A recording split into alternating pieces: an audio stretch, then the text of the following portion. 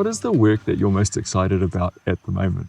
Pretty much Taiao Mahi spins my wheels, and so a big part of that is restoration mahi, so restoration ecology.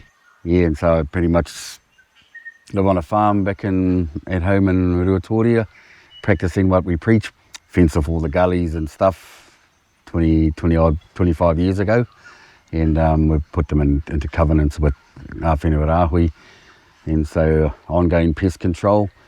I just believe that there's space for what we need as humans to survive and pay our bills, but there's also space for the original owners of this whenua, our indigenous flora and fauna, and so we've pretty much got a working farm model that's based around that. What are the changes you've seen in that whenua over your lifetime? The biggest thing probably is the increase of bird life, so we've pretty much go religiously, do the trapping, if not once a fortnight, definitely once a month. I'd like to do it more regular, but time constraints, we've been pulled here, there and everywhere. Over my time, 30 years working in this space, I've watched a lot of species, plants especially, go from once upon a time being common to they're just not there anymore in decent numbers, and it just relates to the spread of deer, possums and goats. Those are the big three at home. You're a keen hunter, and so is your whānau. We both hunt in the landscape, but we also know the value of the forest to support hunting and the forest that give us kai. So what are your thoughts around that balance between forests and hunting and forest? What's that interrelationship? The taiao has to come first, because you're nothing without a healthy taiao, and that's the same for the animals that we hunt as well. But we can manage their numbers whereby we get ecosystem recovery, which has to be number one. One of our biggest challenges that I see in our region is that we are going to see more and more heavy rainfall events. And we are also going to see potential fire risk. It seems to be one of the things that we need to do in Tairawhiti is retain the water in our landscapes. Recloaking papatūānuku, regenerating forests seems to be a great tool with that. What role do you think native forest plays in retaining moisture and water in our landscapes? I've over the 30 years that I've been doing this mahi, I can recall when there was just moss carpet, and it was on the trunks, on all the branches, in the canopy, and all over the floor, the forest floor. And so in places you could sink up to your knees or even deeper in this mossy carpet. That whole thing there was all about swelling in heavy rain, and then slow releasing, so it regulated stream flows throughout the year. Where we all live in the lower reaches of all our rivers, or in the lowlands, that giant sponge would re-energise all the aquifers, and so huge impact not having those protection values currently in places like the Raukumara. When you talked about climate change and what lies ahead, to me that's the priority, is to get that those protection values back, because it's a waste of time trying to save the kiwi if the kiwi's home is falling to pieces. And so get those protection values back and then go from there. So big mahi. What I really like about the moss, Graeme, is when we were young fellas and learning how to be trappers, we always got taught, if you need to wash your hands, go down to the moss, because you can rub your hands on the moss and it's antibacterial, antimicrobial. Does it play that same sort of cleansing role in the forest? Beautiful. It does exactly that. So when things just drip, as opposed to just gushes off, you just know that it's one giant filter. So magic.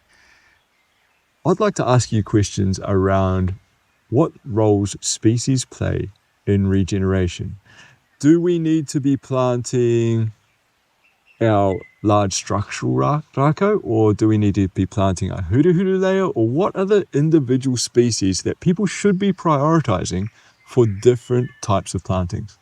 Yeah, I think we take the lead from how Mother Nature does things, and put that fast-growing canopy over, the sheltering canopy, so that those more tender, sensitive species like your karamus and your kawakawa and stuff like that have got a bit of shelter. When you've been watching it for a while, you can understand that there's certain levels of succession at play. Why wouldn't you follow what's worked, for thousands and thousands of years? And so otherwise you're setting yourself up for failure, I reckon. So follow what's around you. So tutu gets a bad rap. It's an under-celebrated species because of stock poisoning, and people are always a little bit cautious about people getting poisoned by tutu as well. But we know traditionally it was a highly valued species. It also plays a really important role in regeneration of forests, hey? Most things don't like eating it because it'll tip them over, and it gets away on some real skeletal soils. Yeah, I'm a fan, so I'd include it in any restoration plantings because of the nitrogen fixing.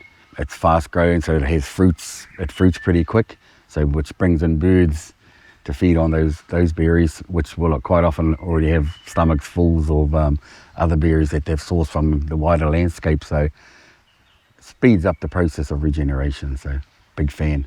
Are there any unsung species that are very beneficial here for planting around wetlands in particular? The obvious ones would be, harakeke and some of the caryxes, like pude, that's caryx sector, perfect for wetlands because over time it creates a trunk that can handle the water rising and dropping, kākaho, or others call it toi, which is another one that does well in the wetland situation. So kuta is another one that's in high demand from weavers and really hard to find because, it relates to the condition of our wetlands that we have around here. They're not in really good nick. You're a plant man. You know so much about plants that many of us don't. Do you have a favourite? And what's your relationship with that plant? Probably got a soft spot for our Dactylanthus, the Puo Terenga, because like so many of our native plants now, they're going to be forever dependent on us humans because of all the critters that we've let loose, and there's so many things that eat it. It was one of the first plants that I was project manager for, looking after a big population up around East Cape.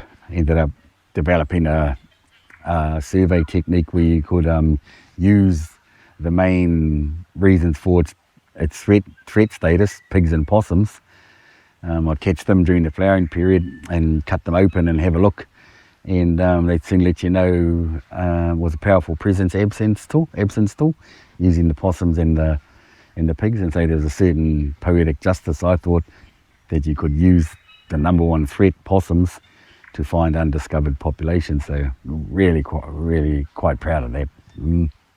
You're using pigs and possums to scout out our native forests for rare and endangered species.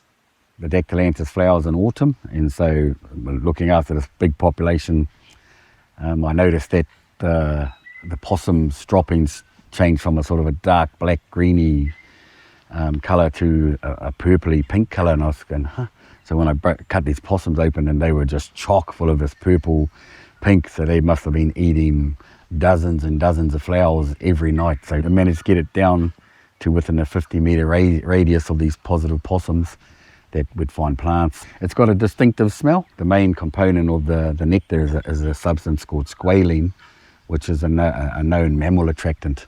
And so hence the bats, because the back in the day, the main pollinator was the short-tailed bat, which wings it around up in the canopy and stuff. So it would have to be a pretty pungent smell to lure the bat down to the ground. So fascinating. So two special taonga, the plant, and its main pollinator, the short-tailed bat, peka. One of my favourite things to do as a parent and also someone that brings young people into the ngahere is bring them into the bush and let them experience the ngahere through their puku, because you and I both eat out of the bush all the time, but people love to eat out of our ecosystems. And I'm a big believer that we are part of our ecosystems. And one of our core relationships is through kai. What are some of your favourite bush foods? One of my favourites would probably be the flower from the tawhara. So beautiful, the male flower. And then the ripening fruit from the female, we call it the te ure, full of seeds, but yeah, as it yellows, it's lovely kai.